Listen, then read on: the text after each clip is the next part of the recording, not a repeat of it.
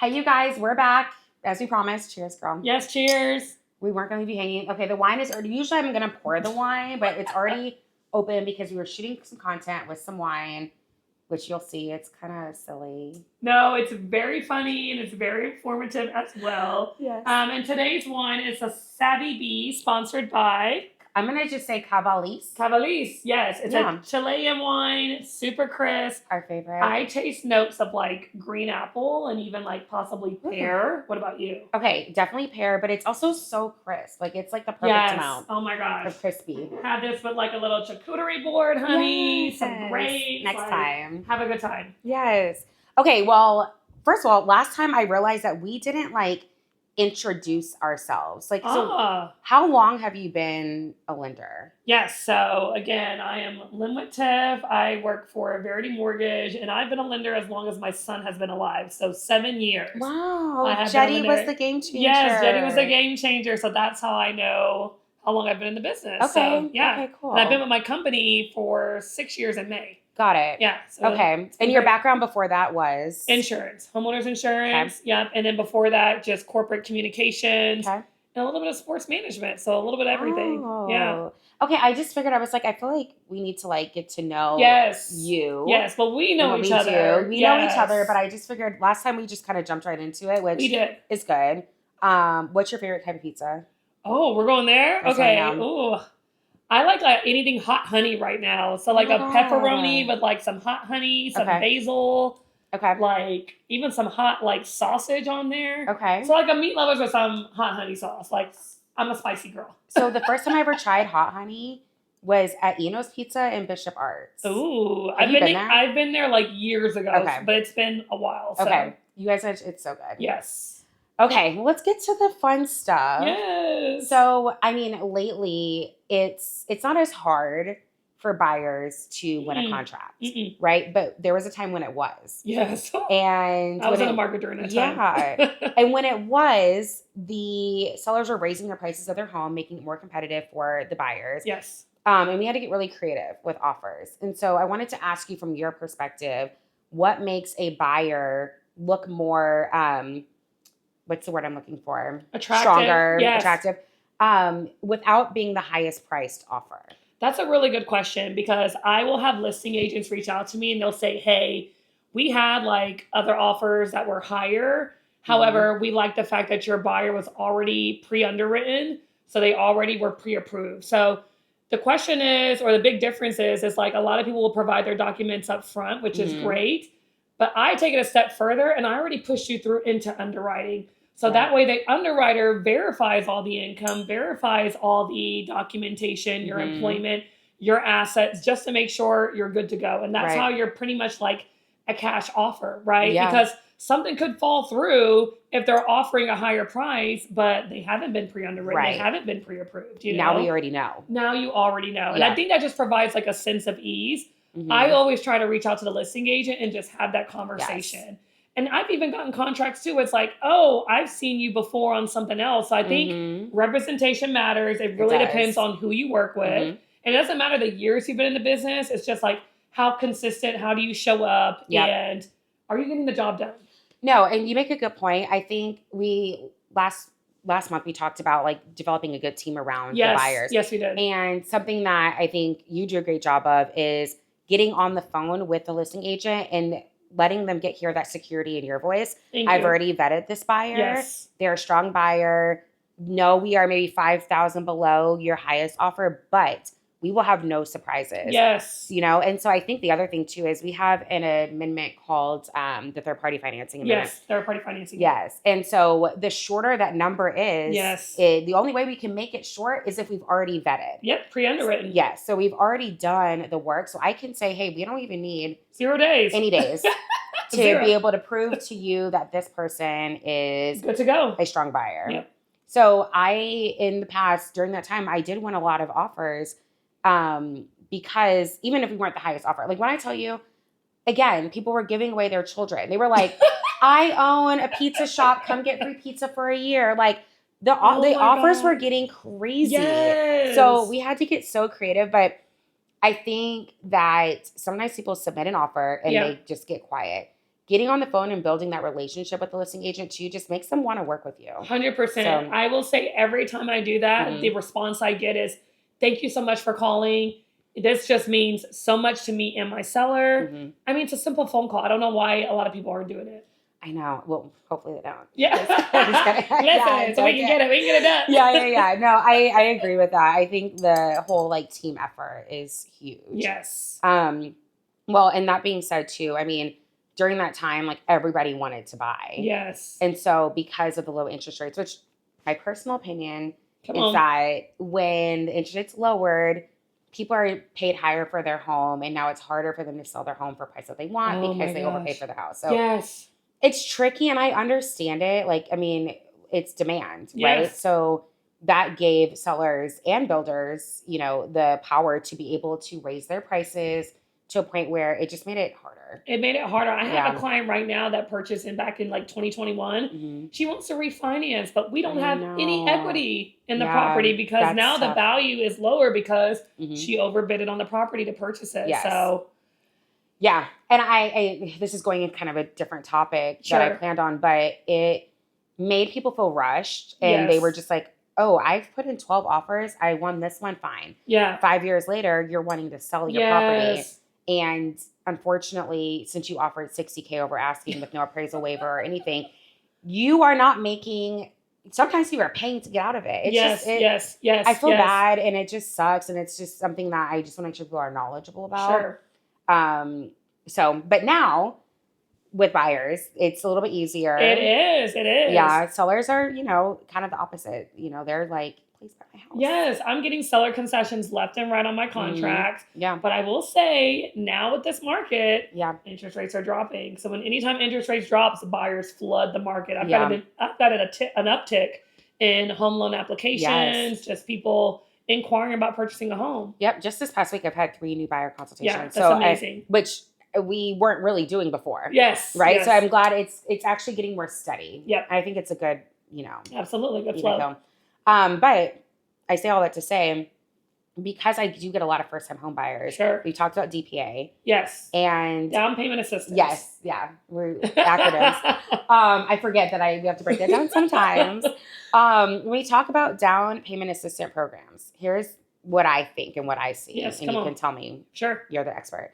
So I feel like sometimes I've noticed when someone wants to go DPA, we've switched to a regular conventional because it looked better as far as their monthly interest rates and everything. So tell me about down payment assistance programs, when they're great and when they're not. Ooh, that is a very, very good question. So down payment assistance is a good tool. Do not get me wrong. It's really geared and I want to say tailored for those individuals where they might be able to afford the monthly mortgage payment, but they just don't have thousands of dollars saved up towards their down payment, right? And so it's really for those low to moderate income families. So it does provide you the assistance to get into a home, which is great, right? However, there's some stipulations on the back end, right? There are some that are forgivable. So typically it's a 3-year forgivable second lien. You can live in the home. If you stay there for 3 years, then you don't have to pay the money back. That is a slightly higher interest rate. The lower interest rate of the down payment assistance program is a silent second lien, and it's a 30-year deferred silent second lien. So it stays on there for the life of the loan, right? Unless you sell or you refinance. If you sell or you refinance, then you do have to pay that money back to the down payment assistance company. But it's not money out of your own pocket. This is money coming from the equity of your home. So it's still a plus, but it just depends. Like I would say a lot of my clients still take advantage of it if it makes sense. But I also have a lot of clients that are interested. I'm like, hey, let's compare apple to apples. It doesn't really make sense for you to get down payment assistance. You qualify for a much lower interest rate. Your mortgage insurance, which is also part of your monthly payment, is a lot lower. Let's try to get seller concessions. Let's see if there's anything that we can do to help lower your monthly payment.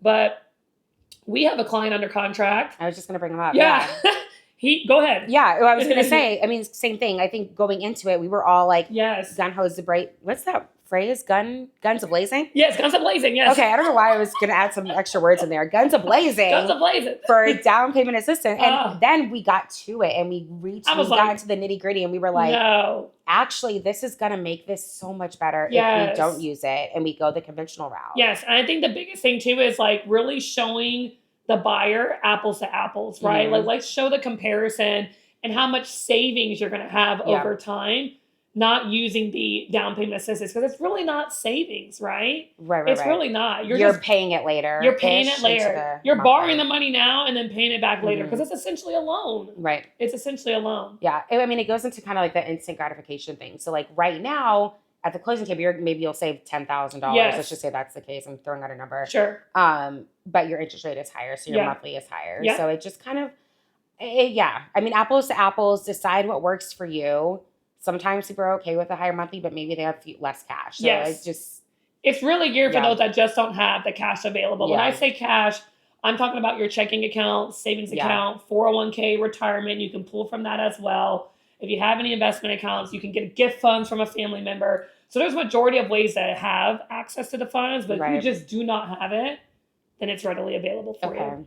Yeah. Okay. I mean, that makes sense. I mean, I think like it sounds like there's also tons of programs for all different types of things. Oh my gosh. I just got signed up. We just got signed up with my company. It's a down payment assistance toolkit. Mm-hmm. So I can literally put in different factors like the zip code, how much this person makes, what's their credit score, what's the household income. And it floods me with a whole bunch of different programs. Interesting. So now I can kind of just pick and choose, or I can kind of give them recommendations. Yeah. But yes, to your point, there's a ton of programs out there. What works best for your financial situation at this time? Okay. Well, I mean, that kind of leads me into interest rates. Yes. So, or I'm sorry, credit scores. Yes. Okay. So with credit scores, it changes sometimes where with an FHA, you need this credit score. With a conventional loan, you need this credit score. Where are we now? And why does this number change sometimes? So very good point. Mm-hmm. So conventional, they basically got rid of a minimum credit score requirement. Okay. It used to be a 620. Now they're like, hey, you just need the automatic underwriting approval. Well, typically there's other factors that's involved in that. Right. Lower debt to income ratio. Mm-hmm. So lower debt to income ratio, you make really good money, you have very little debt. You have a ton of reserves. Reserves is just extra money in the bank, just kind of sitting there. So 401k would count with that. Savings, any type of investments, if you invest in crypto, whatever that looks like, that could count. Okay. But I typically like to see 660 or above for conventional approval. Okay. Even though it says, oh, you might get approved at a 620. Well, if you don't have all these other things in line, you might not get approved. Right. People scream all the time, FHA, you just need a 580. Well, I don't get an automatic approval at a 580. Exactly. There's other factors. There's other factors. So like, we just want to keep it real with you guys, because even though on paper it's not black and white, there are other like factors involved in order for you to get approved through underwriting. Because think about it, you're lending, receiving a couple $100,000 to purchase a home. What's your financial situation like? Do you have the ability to repay back the loan? Yeah. I mean, at the end of the day, you guys have to feel like your buyer is someone you can rely on. 100%. That's what it comes down to. And the proof matters, right? Yeah. So like all these factors, their history, their current, that shows me, or it shows you guys, this person is in good standings. They're going to continue being in good standings. Yes. Like there's proof that's involved. Yes, absolutely. And I understand life happens. Like you may be good to go now and something happens, you lose your job or what have you, parents get sick and you got to go take care of them.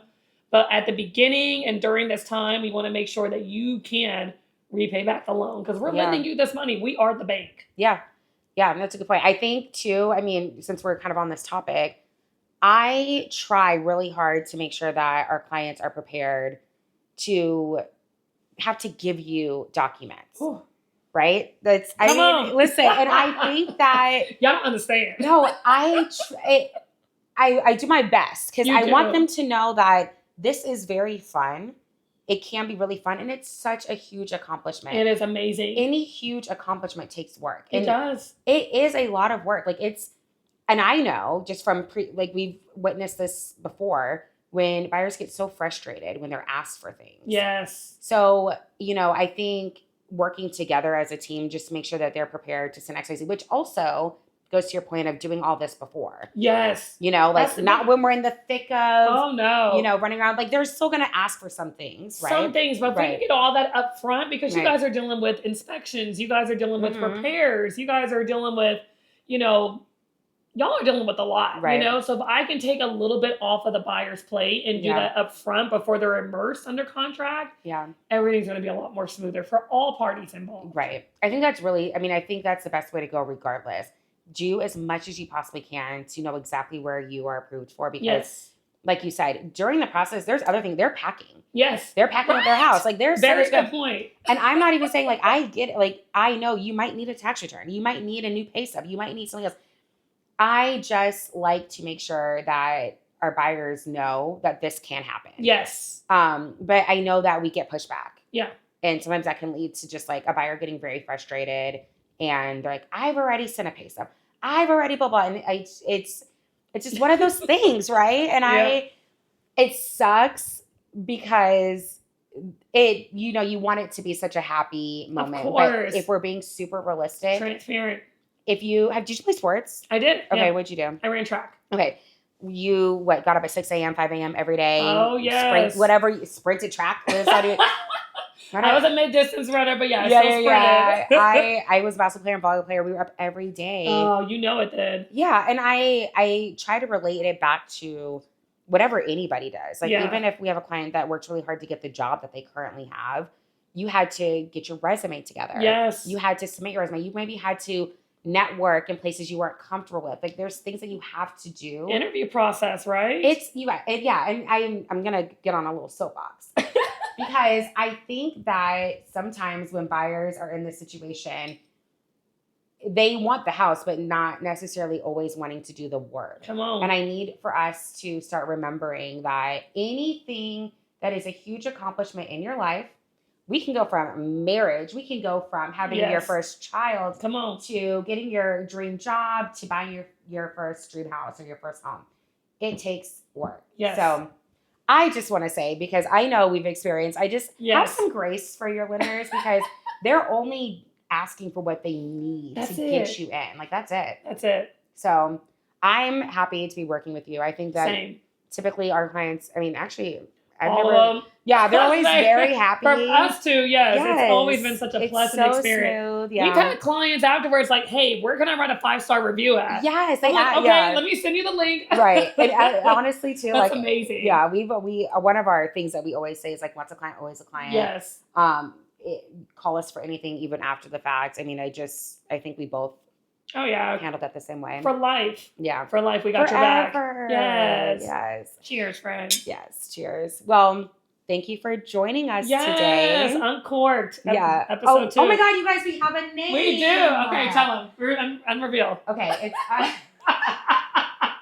unreveal. I know. Okay, we're Uncorked with Tay and Tiff. Yes. Obviously the wine had something to do with that, but also too, we want to just talk about the real. Yes. You know, we want to make sure half the questions I come up with are questions I've gotten throughout the week. Correct. I just want to make sure that we are answering questions that people are wondering whether or not you want to call and ask. But also feel free to call and ask, text us, DM us.